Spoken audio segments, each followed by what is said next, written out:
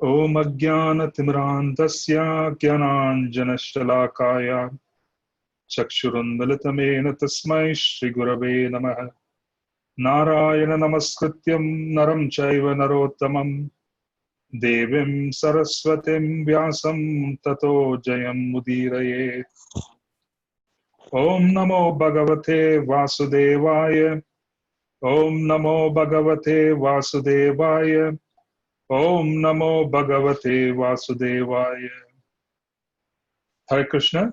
So we are continuing our discussion of the second canto, chapter 6. And chapter 6 delineates the very specific incarnations of the Lord. So now we need to understand the chronology of the second canto. The second canto is the actual beginning of the discussion between Sukadev Goswami and Parikshit Maharaj. And in the actual discussion between the two of them, there is a certain progression of chapters. And the progression of chapters is based on Sambandha. Sambandha primarily is the establishment of a relationship between the soul and Krishna. Sambandha basically is what is my connection with Krishna. So if you notice the delineation of the second canto, the Sambandha progresses from one who is unaware of Krishna, and we first see a description of the universal form. It is said that when one forgets their connection, when one forgets the relationship, they begin with the universal form. So Sambandha begins with the universal form, and then Sambandha progresses from the universal form to the Lord in the heart, the super soul. Now, in both circumstances, there is no opportunity for service. Sambandha as the super soul, Sambandha as the universal form, the opportunity for service is almost absent. There is no opportunity for service. The personal relationship in both these circumstances is also very difficult. We cannot establish a personal relationship with the universal form of the Lord, which is a manifestation of the three gunas, which is a manifestation of the time factor, which is a manifestation of his extraordinary potency, all the agents who operate within the material sphere. So there isn't a possibility of service, there isn't the possibility of deep connections with the universal form. So is the case with the super soul. So is the case with the super soul. The Lord in the heart, you can see him and you can have darshan, but there isn't the possibility of establishing sambandha to the point of being able to serve. Then comes the progression from the Lord in the heart, which is the second chapter, through a description of devotional service. So there is a delineation of devotional service, because without devotional service, the opportunity for service, one cannot develop sambandha. So service happens when there's love and there's surrender. Greater the love, greater the surrender, greater the quality of service. Because without submitting oneself and making oneself fully available for the beloved, one can't render perfect devotional service. So the residents of Vraja in Vrindavan, they have no other existence other than being a part of Krishna's life. For them, Krishna is everything, the residents of Vraja. Here, the Sambandha is complete. It is the perfection of Sambandha. If you want to talk about Sambandha with Krishna, with the Lord, with God, the perfection is seen in Vraja, in his personal form as a cowherd boy. Because here it's complete. He is completely in the center of the universe. There really is nothing else, to such an extent that everybody relates to their own relationships through Krishna. We read in the Srimad Bhagavatam, when the mothers are packing food, lunch packets for their sons, the cowherd boys, they are not meditating on what is it which their sons would like to eat. They are meditating on what is it which Krishna would like to savor. So there's always service which is being done even amongst their own relationships, which is Krishna-centered. So if one is serving, their own children, it is because they are seeing Krishna in their children. This is how the mothers in Vraja are practically Krishna-centered. So the point being, the Sambandha is Shuddha. That's why it is called Shuddha Nam. Shuddha Nam is Nam that is uttered by the Vrajavasi. Shuddha Nam is Nam uttered by the Vrajavasi who is calling upon Krishna, where Sambandha is complete and surrender is complete, so service is perfect. So there is no question of perfect service without surrender. There is no question of perfect surrender without love. Because one can't surrender without love. You surrender out of fear, but highly inappropriate. There is a reason why in the 3rd chapter of the 2nd canto, Srila Rupa Goswami talks about Anukulasya Krishna Anushilanam. Anukulasya. Anukula is to be favorable towards Krishna and to walk and to serve Krishna with a complete heart. This Anukula that is being described in the verse given by Srila Rupa Goswami describes us and basically tells us that our motivation for service should come from Srimati Radharani. The way Srimati Radharani serves Krishna, she is our motivation, so she is our leader, she is the worshipful goddess. As a consequence, we follow in her footsteps. So when Srila Rupa Goswami says, Anya Bilashita Shunyam, Jnana Karmadi Anavratam, Anukulyena Krishna Anushilanam, he is referring to the service of Srimati Radharani. Anukula, for us, for the Gaudiya Vaishnavas, the model for Anukula is being set by Srimati Radharani. So, going back to the delineation, we're talking about Sambandha, and this Sambandha is being described in the 3rd chapter, where it has to be Anukula, it has to be free from desire for fruitive desires. In other words, approaching Krishna for favors, which are essentially to satisfy our plans, is not essentially considered pure devotional service. It also has to be free from jnana. Jnana basically is the motivation for liberation, because one realizes that the material world is full of suffering and they want out. Approaching Krishna for relief and approaching Krishna for departure from the material world, because the material world is full of problems, is also not considered the most wonderful platform. As a consequence, now you have 2 situations. You have Anukula, which is to follow in the footsteps of Srimati Radharani, and you also have freedom from desires of wanting to gratify our senses in one way or the other, or to solve our problems because we foresee that our problems are also part of what Krishna ought to take care of, or what we see as our problems. So relief from distress and gaining things in life, neither of these constitute an approach of love. So there isn't proper service. So the proper service becomes Mishra Bhakti. Devotion becomes Mishra Bhakti. It becomes Karma Mishra Bhakti. It becomes Jnana Mishra Bhakti. And as a consequence, Mishra means mixed. Mixed devotional service, when you approach the Lord with desires in the heart of wanting to fulfill certain objectives or wanting relief from a certain circumstance, it does not constitute pure devotional service.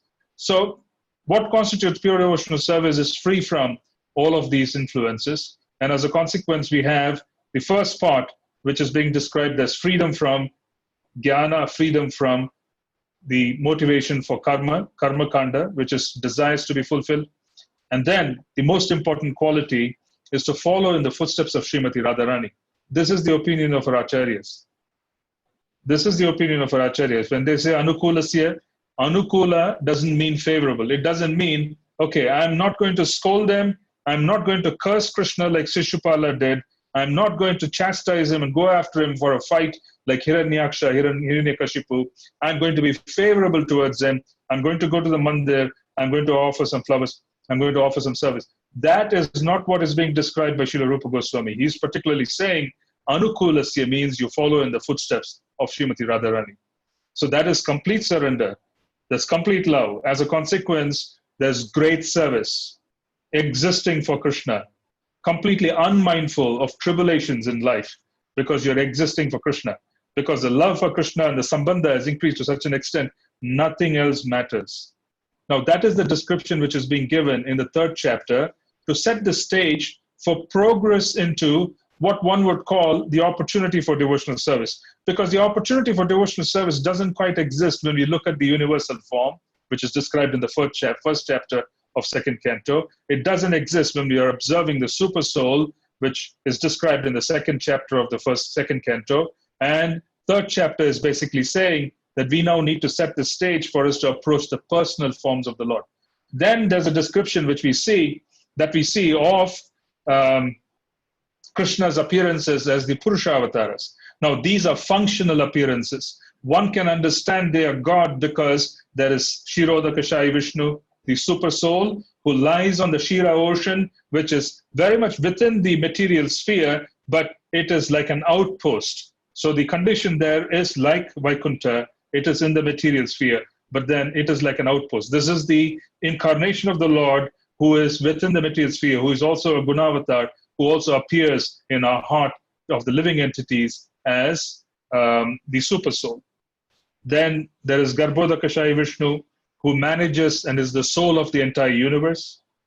He basically supports and gives intelligence to the creation of the universe. From his navel sprouts Lord Brahma. So these are the Purusha avatars. Then Karanodakashayi Vishnu, the origin or the first expansion from the Purusha. And the Karanodakashayi Vishnu is the original creator because he glances at material nature and impregnates material nature with consciousness, and then activity begins.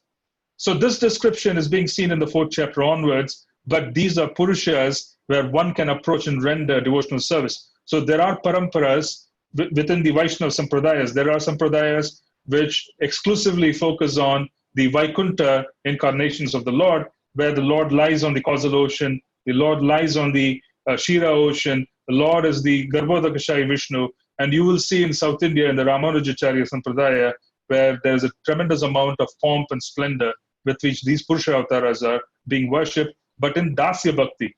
So there is a Sambandha which begins here, but it begins with Dasya Bhakti. Then we move on to deeper aspects of incarnations, and the description of the incarnations is being done in this particular chapter. Yeah? So this particular chapter particularly talks about different incarnations. The previous chapter, we spoke about Lord Brahma practically instructing his son Sri Narad Muni on the whole aspect of whom he is dependent on. And that is very revealing. He is basically saying, I am the secondary creator. If I'm able to do things perfectly, it's because I'm holding on to the lotus feet of the Lord. He's giving us instructions that his perfection comes from devotional service. His perfection comes from being situated in the highest mode. We will also see further down in Srimad Bhagavatam, in the 11th canto, where Krishna speaks to Sri Uddhava, and he tells him that Lord Brahma, being engaged in activities of creation in the material universe, sometimes his intelligence is influenced by his creative activities. And as a consequence, he can't really describe truths that are transcendental. He can't really give truths that are beyond his capacity at times. As a consequence, Krishna himself incarnates and gives instructions in different avatars. So what we are seeing here is Lord Brahma talks about his limitations, but he also talks about his prowess. He says, I'm situated in the highest mode of goodness. I'm also situated in complete surrender. I'm engaging in devotional service. I have received a plan of action from the Lord. Because I've received a plan of action from the Lord, this is allowing me, the blueprint is allowing me to do things in such a way that they're not disturbed and it doesn't bother me because I'm not as influenced as I should be for all the heavy activity that I engage in. So it's fascinating to see that A, he is situated in the mode of goodness. B, being situated in the mode of goodness allows him to render devotional service nicely. It's a good platform to start with. C, he is able to receive instructions from the Lord. He receives a blueprint. So he's going according to a plan. He is not independent. He's going according to a plan. The intelligence to do this is coming from the Lord himself. Yeah? So there are so many wonderful instructions being given in the previous chapter to lead life. And then there is the circumstance of understanding the different Leela avatars of the Lord. Every Leela avatar practically has some interaction with the world. There are devotees, there are souls on the planet who are attracted to the Leela avatars. There are those who are attracted to Lord Varaha. There are those who are attracted to Lord Matsya. There are those who are attracted to Kurmadev. Yeah, there are Brahmanas who, there are many, many different types of devotees who are attracted to the different incarnations of the Lord.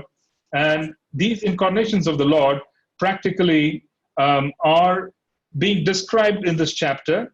And we see the delineation, the description of the Lord in a very brief way, but it is actually very, very sweet and exciting.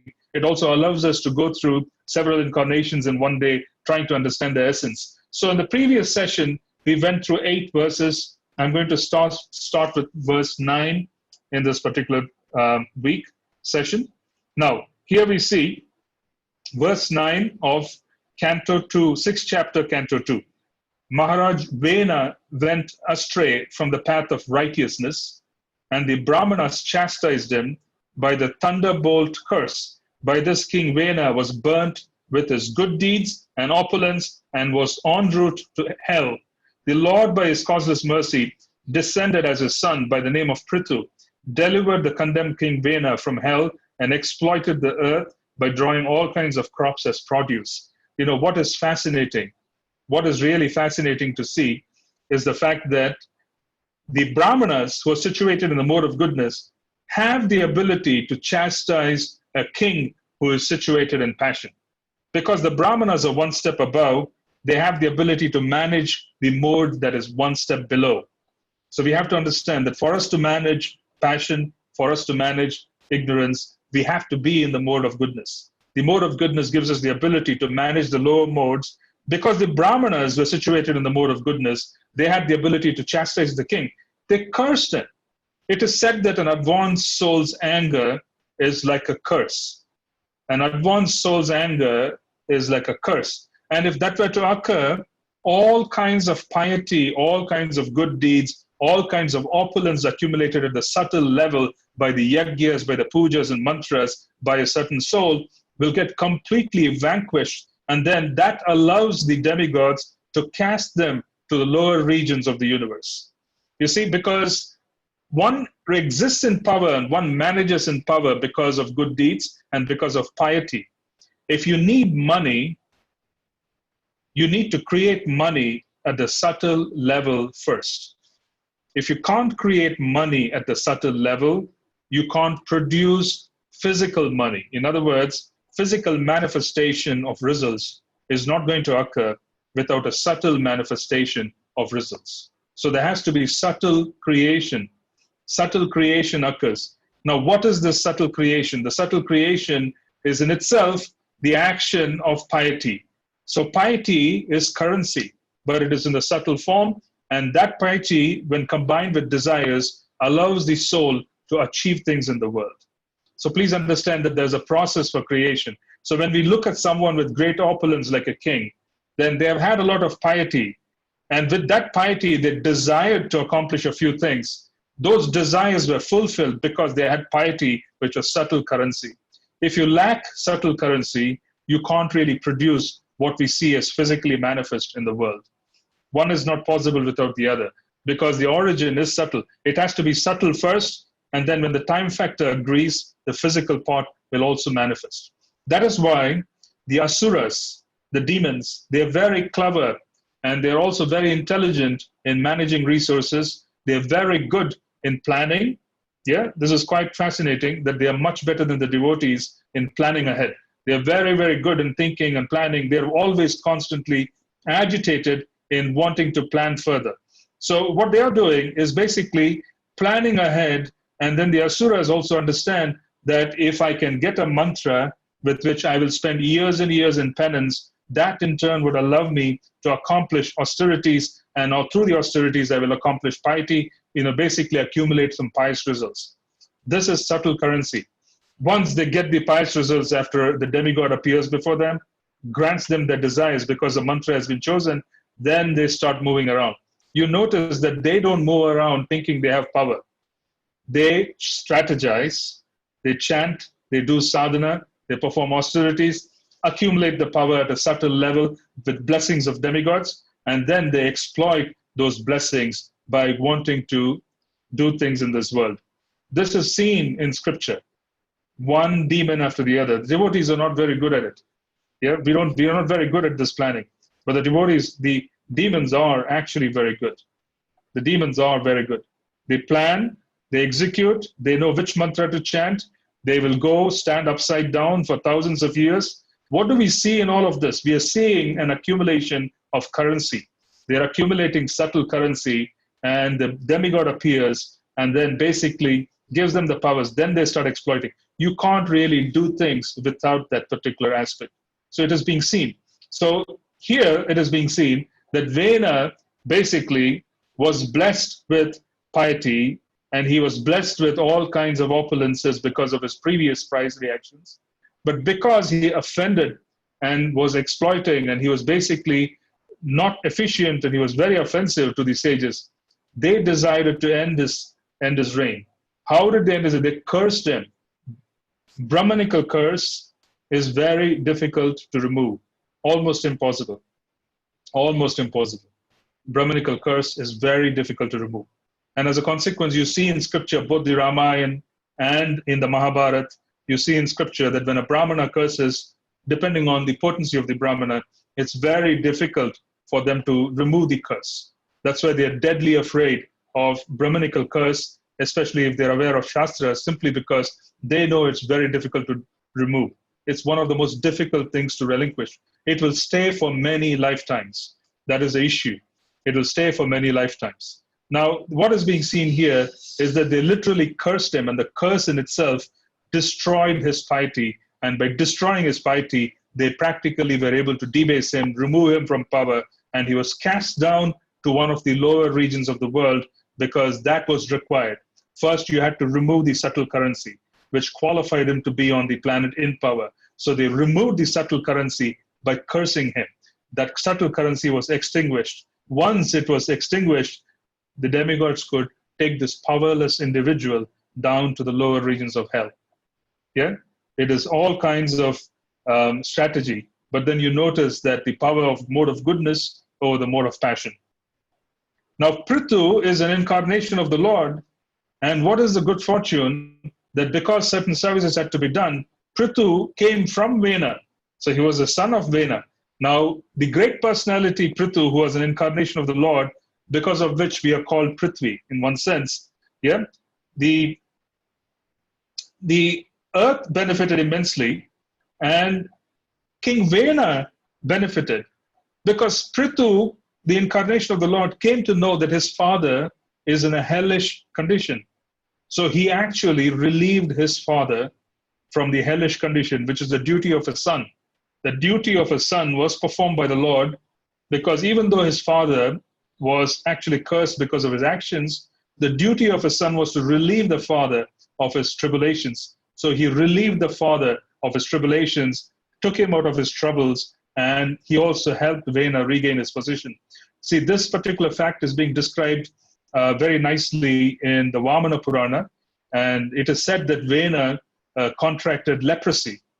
He was actually, he contracted leprosy because of the curses. And as a consequence, King Prithu Maharaj, practically was able to relieve his father of this great suffering.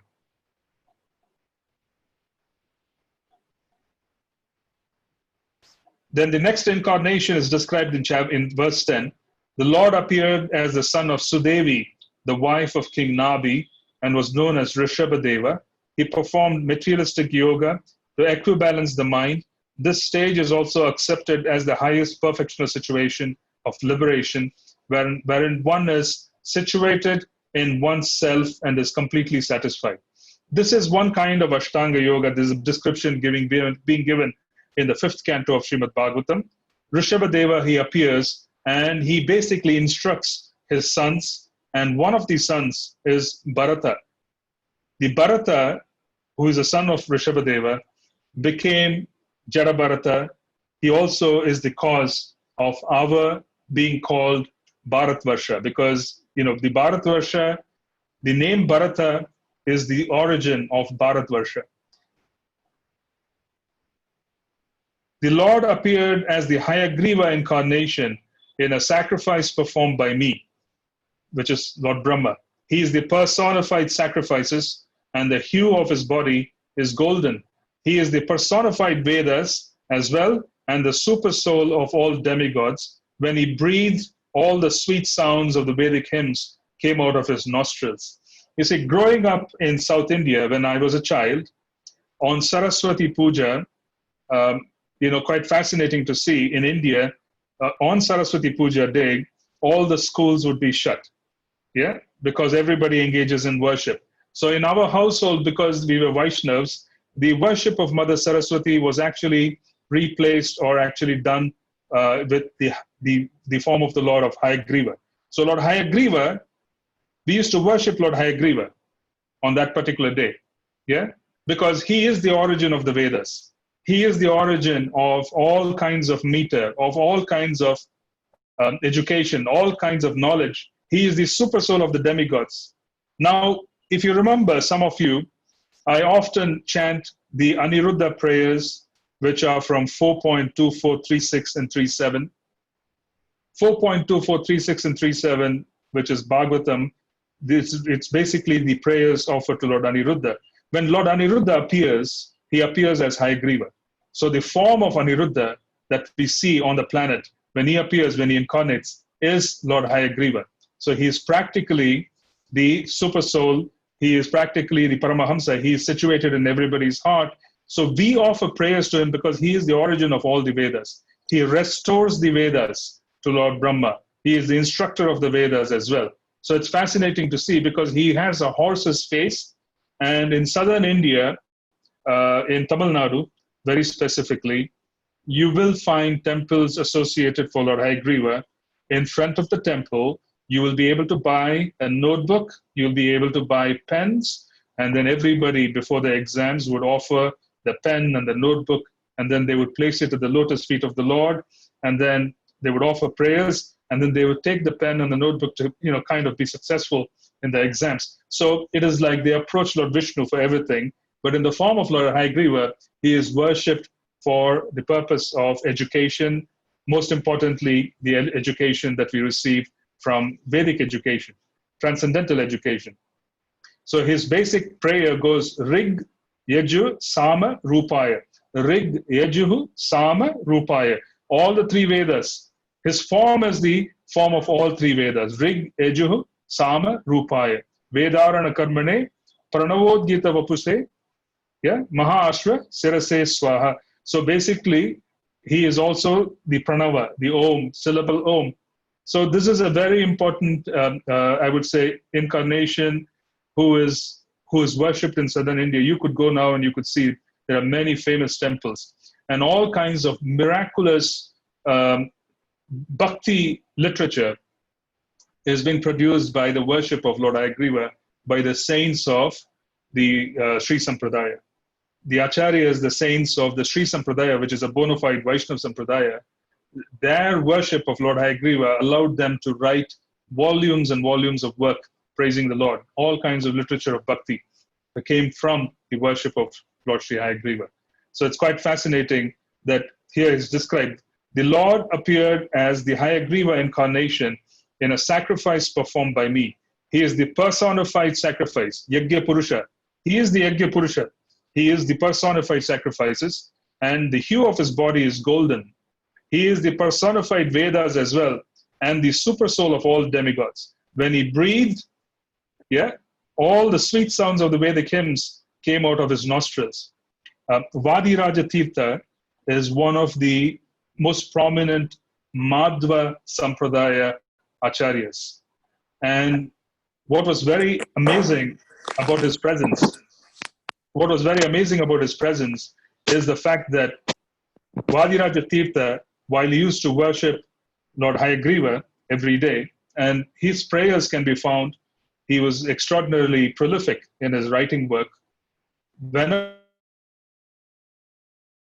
he used to offer prayers to Lord Hayagriva every day in the morning, he used to prepare a certain kind of sweetmeat, certain kind of, I would say, sweet dish. The sweet dish itself was made of horse bran and jaggery, which is condensed sugar, and a few other things.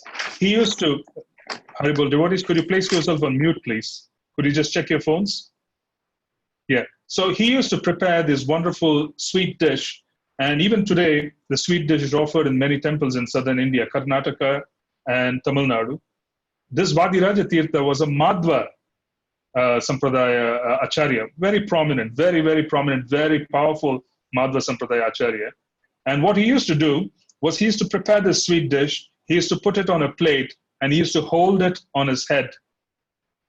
Lord Hayagriva literally used to appear in the form of a horse, and he used to accept the bhoga. So it was fascinating. If you search Vadiraja Tirtha on Google, you'll see pictures of the Acharya literally holding a big plate with a horse coming in and eating from it. You can search Vadiraja Tirtha. Yeah, this is a very, very amazing, I would say, connection between the devotees and the Lord. He appeared. So even in the Madhva Sampradaya and the Sri Sampradaya, the worship of Lord Hayagriva is very prominent, and you will notice that they are very, very, very, I would say, dependent on the mercy of the Lord as Hayagriva for them to be able to establish bhakti. The Madhvas, very specifically, they are experts in being able to present Vedic arguments against monism, against the Advaita Sampradayas, against monism, against impersonalism.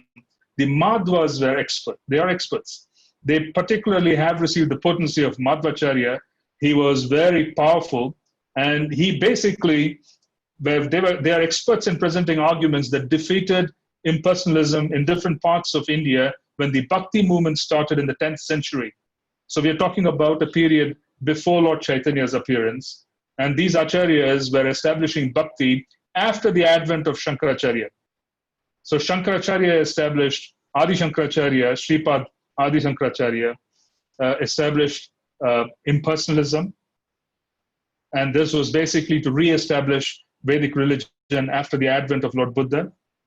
And then from him, to replace the impersonalism with personal worship, came all the Bhakti Acharyas. So you had Sri Ramanujacharya, Madhvacharya, Nimbarkacharya, and all the Vishnu Swami, the 4 different sampradayas, basically came one after the other to re-establish Bhakti in different parts of India. There you will find that those sampradayas were Vedic knowledge, and there was a lot of, I would say, arguments which were presented against impersonalism. Debates were won. That was done by the Madhvas, and it was done through the blessings of Lord Hayagriva. That's why they worship Lord Hayagriva very strictly, so that they would have very good command of the Vedanta Sutras. They would have command of all the Bhakti, the aspects of Bhakti, and they would be able to present it very efficiently in a scholarly fashion, because no one will take your word for anything unless you're able to go to the Vedanta Sutra and establish the supremacy of your theology. So this required an enormous amount of ability to, present the theology in very, very concrete terms. The Acharyas had the ability, that ability of being able to digest, condense, and remove and extract Vedic truths and the Vedanta Sutra, and being able to present it in a very eloquent manner, and to have a command over their audience, to practically being able to have a command over everybody. That gift was given by Lord Hayagriva. So even today you see a tremendous amount of worship being done specifically. But unfortunately, there are very few these days who are reading the Vedas. So today people go with their science and math and history notebooks. They go with their, in India, they have the little hall tickets before they take their exams, because, before you go take an exam, you would need to show that you are basically, you are that student. It's like an ID card. They take all of these and then present it to Lord Hayagriva. Lord Hayagriva is now being worshipped for the purpose of prowess in material success. It is delineated because of the fact that it is Kali Yuga. There is very little Vedic worship being done now. There's very little absorption and understanding of Vedas that is being pursued. So now everybody is using Sri Hayagriva for that purpose. But I just wanted to give a description saying that, great works were done by him. Great works were done by the Acharyas, and they used to worship this incarnation.